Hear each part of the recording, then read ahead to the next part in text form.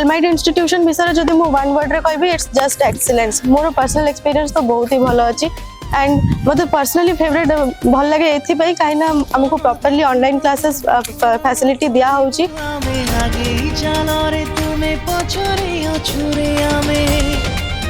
आउ आमे जति कि लागिनो हम टीचर्स माने हमको बेसी ता हम पछरे लागि छंती माने पूरा प्रॉपर्ली हमको क्लास करू छंती भल से आउ केमिति हमें भल रिजल्ट करबो केमिति कोन करबो कहि कि हमर प्रीवियस ईयर क्वेश्चंस टू नै कि इंपोर्टेंट क्वेश्चन नै कि एक्सपेक्टेड क्वेश्चन सब किछि भल से हमको दिया होउची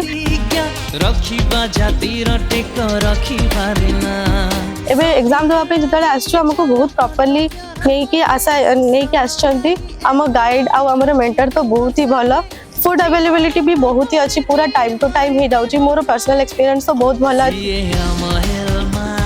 फ्यूचर रे जदी कि आईडी जॉइन करिया पे चाहउछंती किछि भी कोर्स पे मु कहबे विदाउट एनी कंफ्यूजन आपण एलमाइट क्लासेस जॉइन करि परिबे थैंक यू